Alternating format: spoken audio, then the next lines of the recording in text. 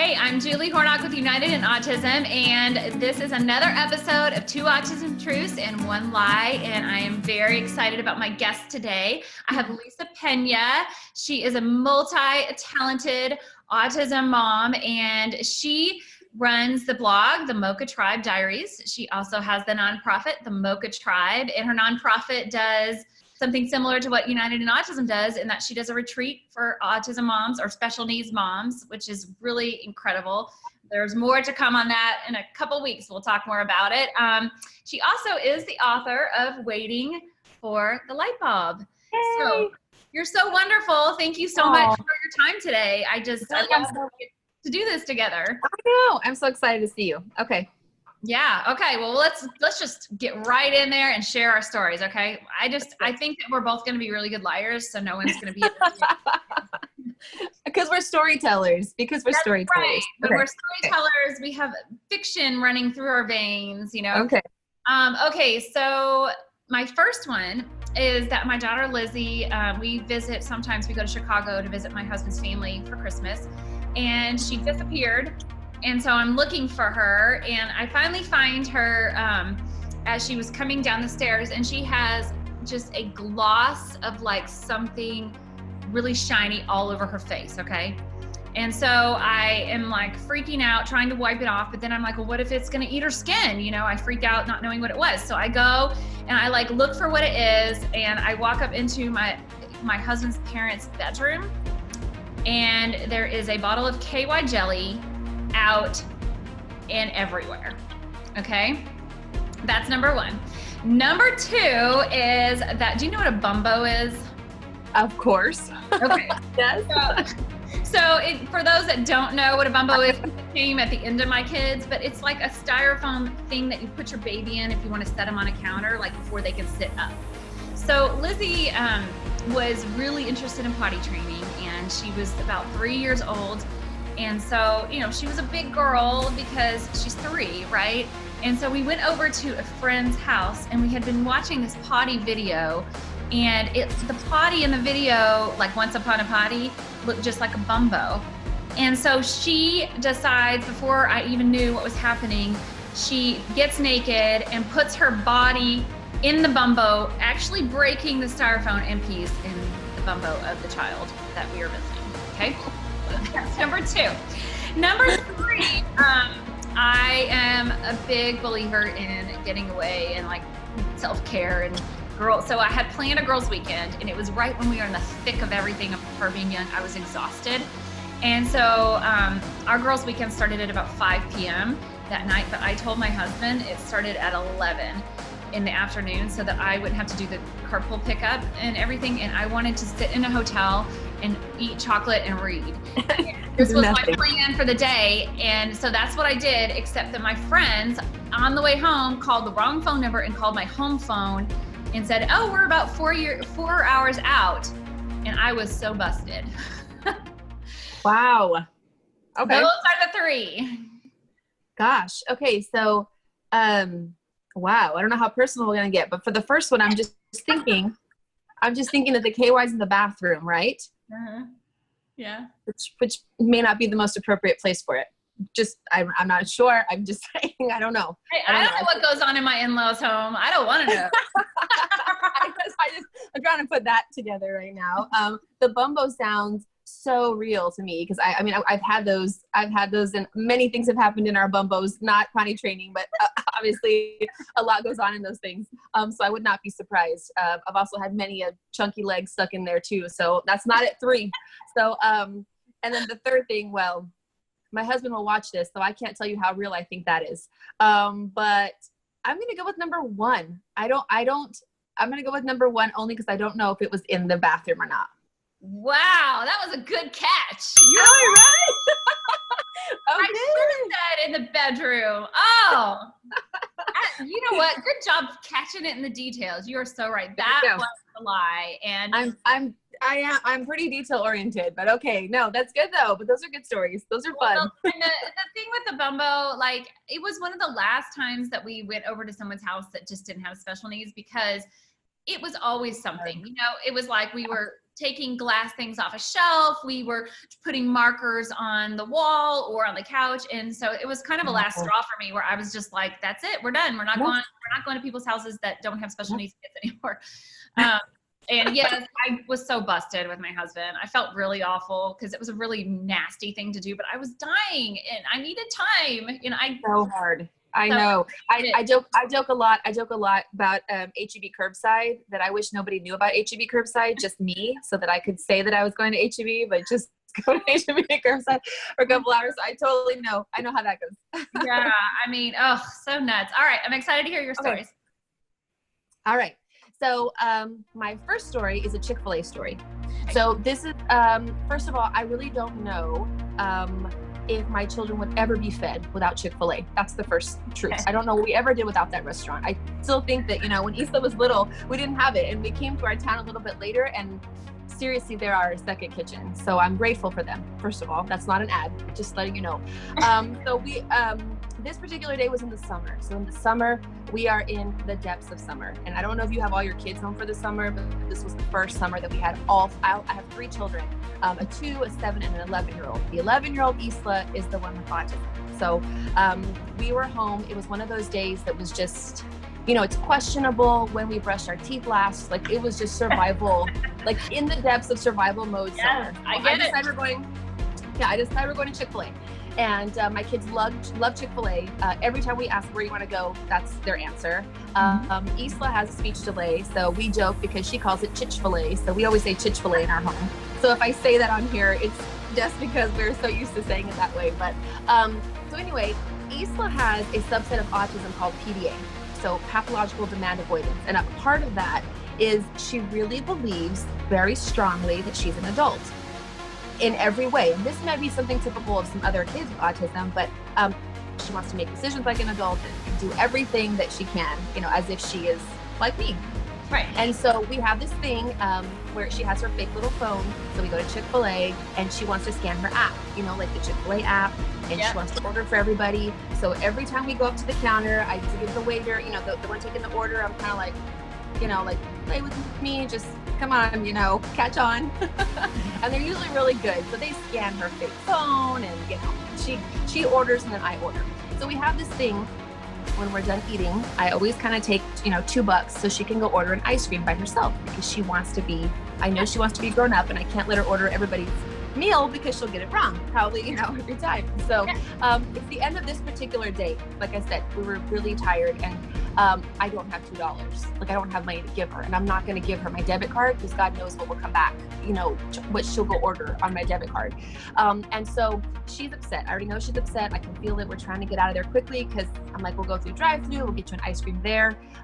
Major, my little son, is in the playground, so I can't leave to go use my debit. So I'm like, I'm gonna get this kid's shoes on and get out of here as fast as I can.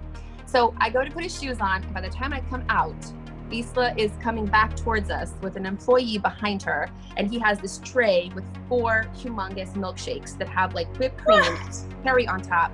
And I am there looking like, seriously, like we haven't had a bath in 3 days. So it's not any surprise that he tells us, he's like, I'm not sure what your daughter wanted, but she came up to the counter and said ice cream and no money. I said, yeah, we have no money. And we obviously probably look like we have no home either. I don't know what we look like, but we got free milkshakes. So that's the Chick-fil-A story. That's so nice of them. Yeah.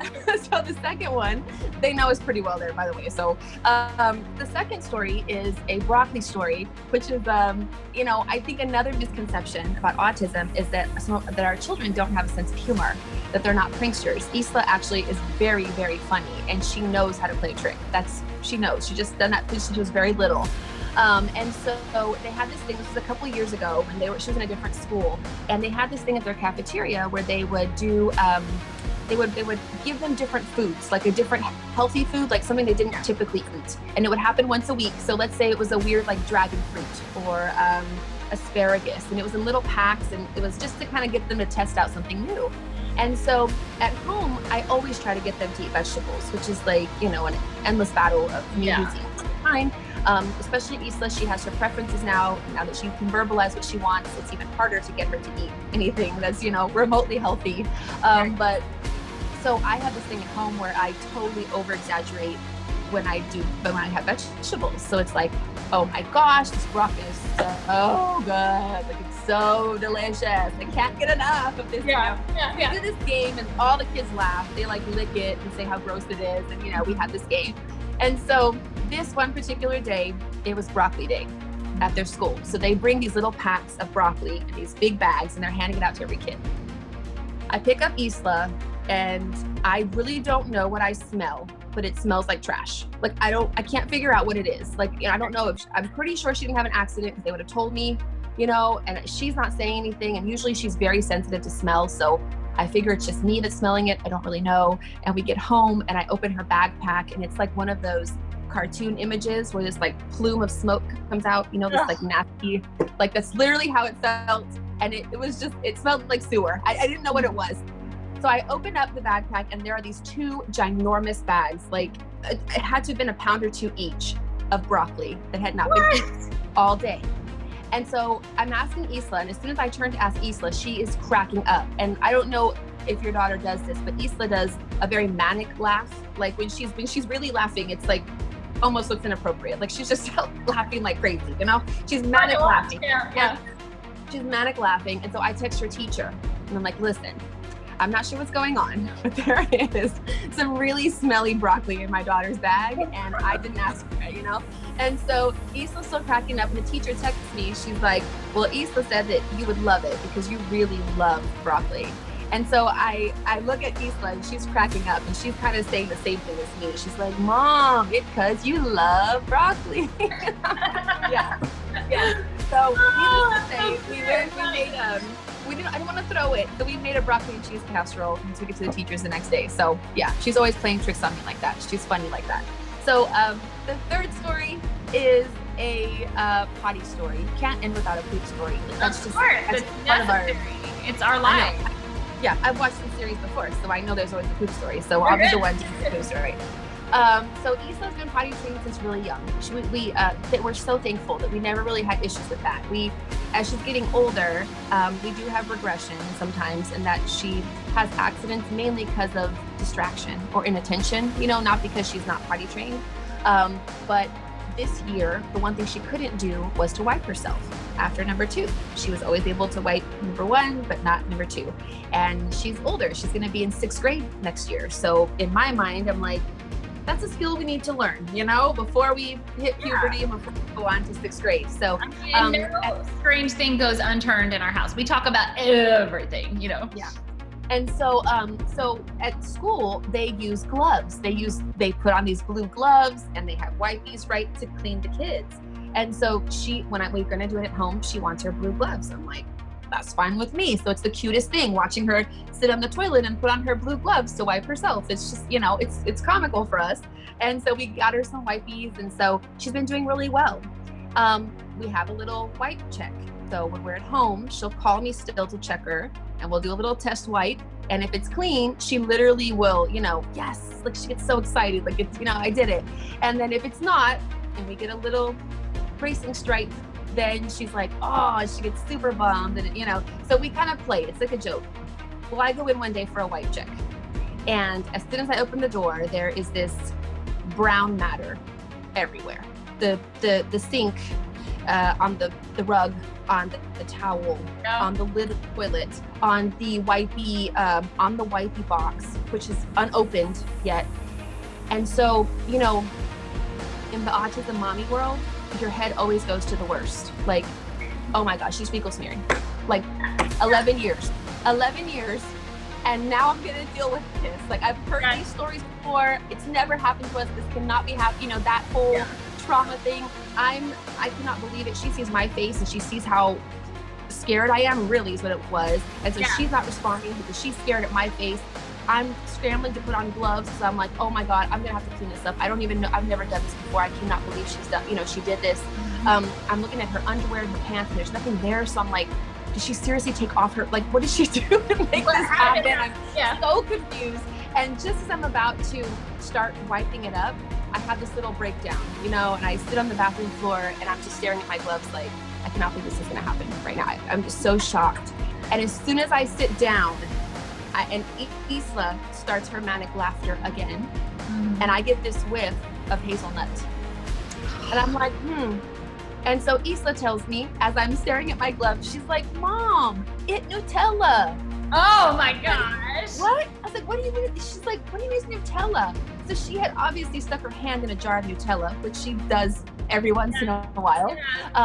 And she couldn't get it off because Nutella is really sticky and oily. And you know how that goes. Tried to wash it, didn't come off. So she tried to use a towel, didn't come off. Tried to use her wipes, didn't come off. So she resorted to the rug and then had to go to the bathroom. So she's staying there with Nutella. So the funniest part of this story is that I'm laugh crying by this point because here I was thinking that this was the end of my life. And she flushes the toilet, does not wait for her wipe check. And she walks over me and she goes, Mom, you're so gross.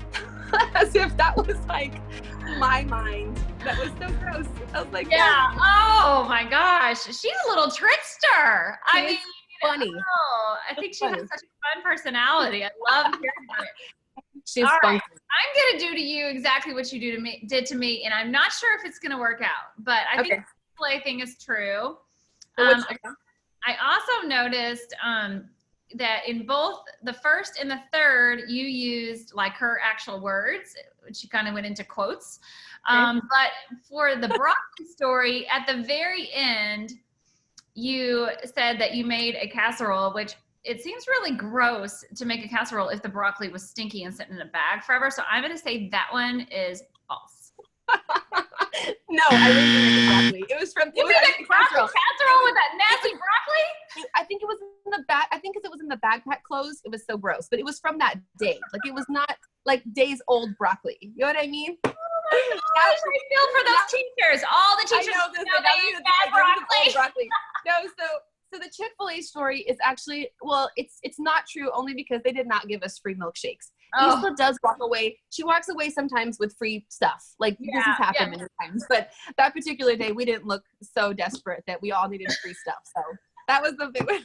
Oh my gosh. Well, I love all three of those are fabulous. I want to hear more about her sometime because she just sounds like she's fun. I want to hang out with her. Like I like it. That's super cool. Isla is a lot of fun. She sounds it. Well, thank you so much for sharing. And I'll put links to all your stuff down below so everyone can find you. And we appreciate you. We'll talk to you soon. Thanks, guys. See you next time.